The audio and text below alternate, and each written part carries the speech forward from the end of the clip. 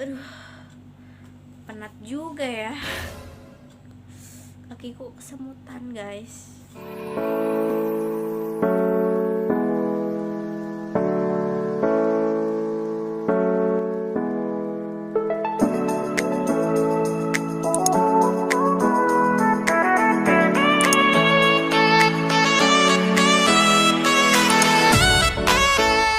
Terima kasih sudah klik video ini.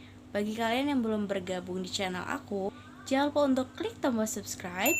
Aku hitung sampai 3 ya. 1, 2, 3. Terima kasih yang sudah bergabung. Jangan lupa juga untuk nyalakan notifikasinya biar kalian gak ketinggalan sama video terbaru aku. Serta jangan lupa untuk share video ini ke seluruh sosial media yang kalian punya. Dan jangan lupa juga buat selalu like. Hai guys, welcome back to my YouTube channel. Balik lagi sama aku Via. Dan di video hari ini aku mau bercerita horor lagi ke kalian semua. Yap, hari ini aku pengen bercerita tentang Si Manis Jembatan Ancol. Aku yakin masyarakat Indonesia sudah pasti tahu dan udah pernah dengar cerita ini. Hari ini aku akan ceritain lagi di video ini. So, langsung aja kita ke videonya. Si Manis Jembatan Ancol ini punya dua versi cerita, dan aku akan mulai dari versi cerita yang pertama. Cerita pertama menceritakan tentang seorang gadis yang bernama Maryam, dalam kurung Siti Ariyah, yang tewas di sekitaran Jembatan Ancol. Ia tewas karena diperkosa secara bergilir oleh beberapa orang pria. Saat menyadari bahwa Maryam ini sudah tak lagi bernyawa, para pemerkosa tersebut berinisiatif untuk membuang jasad si Maryam ini ke Jembatan Ancol. Nah, karena Maryam ini meninggal dengan cara yang gak wajar, maka arwahnya pun dipercaya orang-orang masih bergentayangan di sekitaran jembatan tersebut. Dan orang-orang juga percaya si Maryam ini sering mengganggu orang-orang di sekitaran jalan dan jembatan tersebut. Nah, sekarang kita masuk ke versi yang kedua. Nah, versi yang kedua ini menurut aku lumayan beda sama versi yang pertama. Karena di versi kedua ini kita berlatar pada abad ke-19, di mana pada saat itu Belanda masih menduduki Jakarta, atau dulu itu dikenal dengan sebutan Batavia. Nah, pada saat itu ada seorang gadis yang sangat cantik. Ia tinggal di pavilion milik orang kaya. Gadis tersebut bernama Maryam. Ia tinggal di pavilion tersebut bersama ibu serta kakaknya. Nah, karena kecantikan si Maryam ini, banyak banget pria yang tergila-gila dengan kecantikan Maryam. Sampai-sampai pemilik tempat pavilion yang Maryam tinggali ini mengajak si Maryam ini untuk menikah dengannya. Tetapi Maryam lantas menolak, "Enggak, aku enggak mau nikah."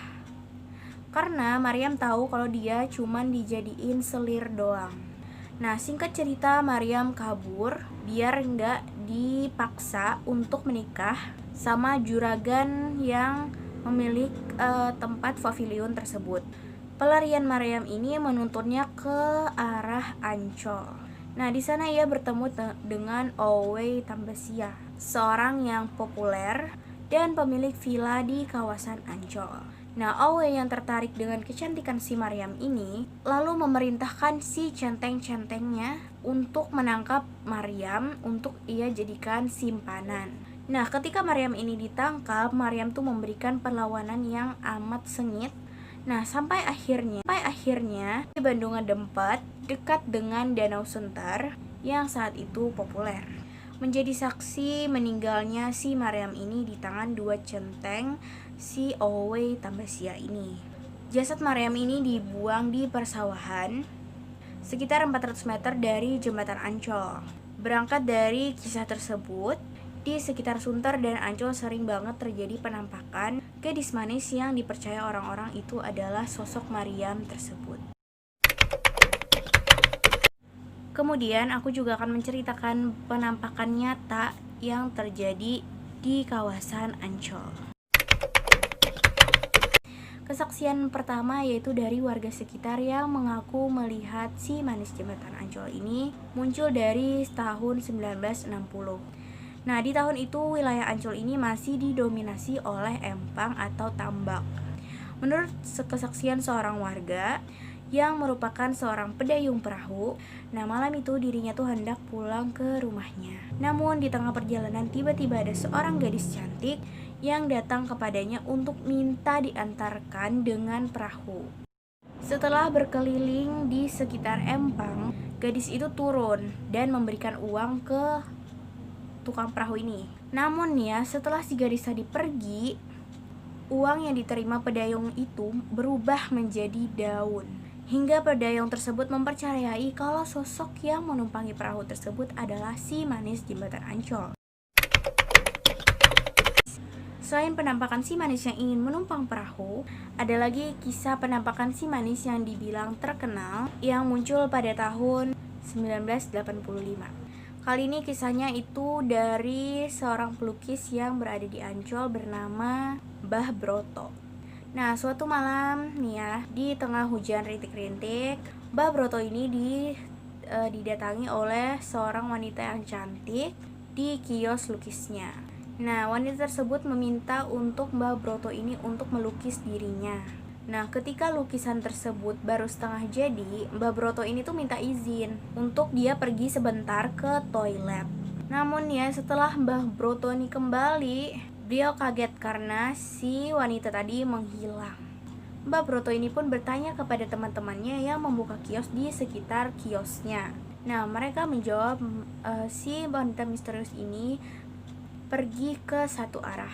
Nah, Mbah Broto ini mengejar si wanita tersebut hingga Mbah Broto ini melihat punggung si wanita tersebut. Tapi alangkah terkejutnya si Mbah Broto ini ketika tahu dan melihat langsung wanita tersebut berjalan melayang layaknya hantu. Nah, Mbah Broto dan teman-teman akhirnya meyakini kalau si wanita tersebut adalah si manis jembatan Ancol. Di tahun 1990, hantu si manis jembatan Ancol ini kembali menampakkan dirinya. Nah, kali ini korbannya adalah Ansori, seorang penjual rokok yang berkios di dekat pintu keluar Ancol. Tepatnya di samping jembatan goyang atau yang sekarang itu disebut jembatan Ancol. Menurut pengakuannya, malam di mana ia melihat penampakan si manis jembatan Ancol itu adalah pada malam Jumat, di mana cuaca agak sedang gerimis. Nah, saat itu dia lagi menunggui kios rokoknya tersebut. Nah, sekitar pukul 1 pagi lewatlah seorang perempuan.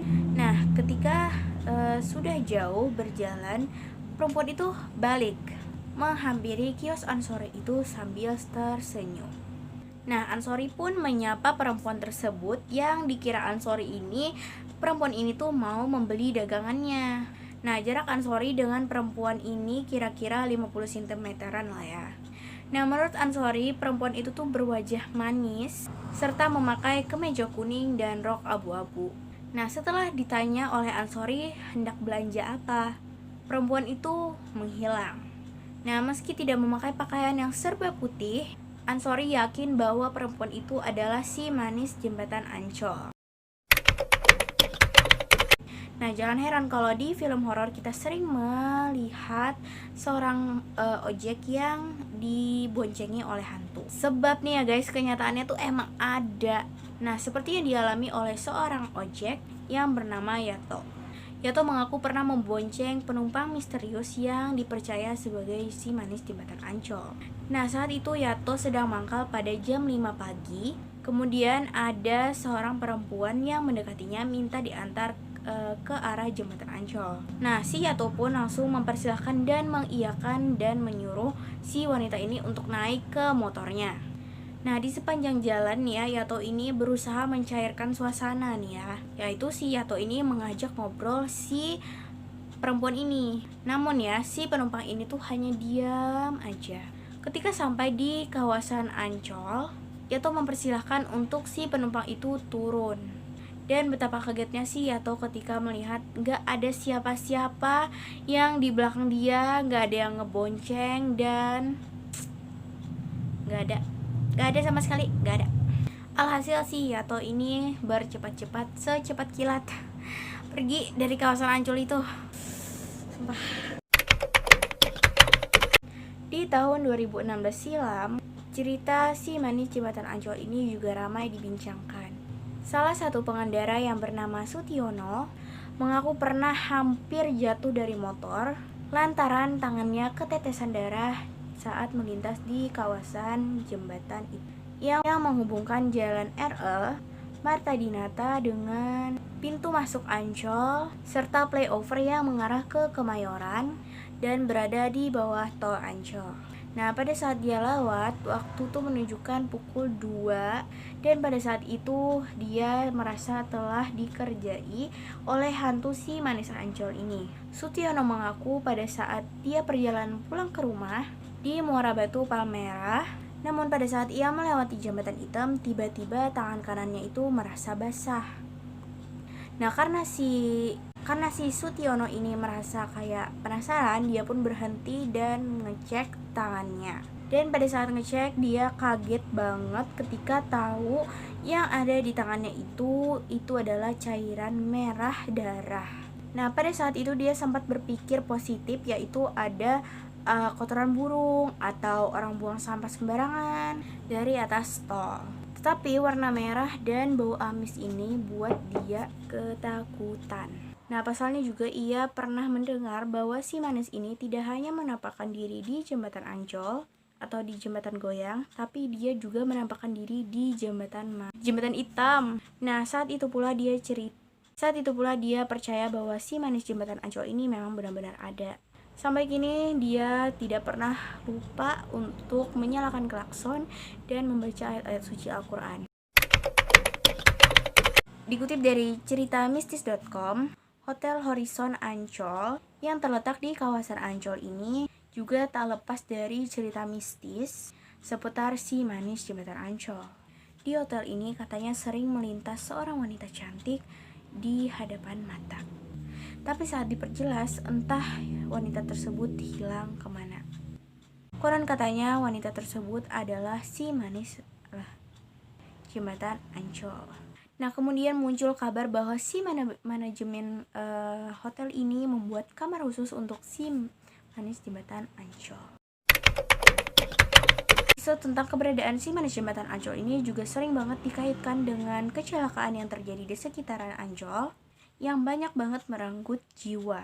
Dikutip dari ukpo.com, pada tahun 1950 adalah salah satu bukti kecelakaan yang paling banyak memakan korban. Nah, berdasarkan para saksi korban yang selamat, kecelakaan itu dimulai ketika muncul sosok wanita cantik di kawasan jembatan Ancol. Hantu wanita tersebut sering muncul tiba-tiba dan menyeberang jembatan, sehingga membuat para pengendara ini tidak fokus. Dulu kawasan ini adalah sebuah lahan luas berupa rawa-rawa dan semak belukar yang gelap. Jadi nggak heran pada saat itu warga setempat tuh nggak berani gitu untuk keluar rumah pada saat malam hari.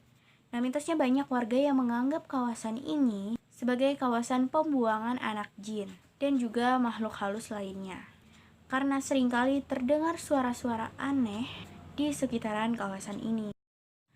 Nah, jadi itu dia cerita si manis jembatan Ancol. Aku harap aku bisa memberikan informasi kepada kalian semua. Aku hanya menceritakan kisah ini. Bagi kalian yang ingin percaya, silahkan dipercaya. Bagi kalian yang gak mau percaya, ya juga gak apa-apa. Oke guys, salah hilap mohon maaf. Kurang lebih minta maaf juga. Bye-bye. Assalamualaikum warahmatullahi wabarakatuh.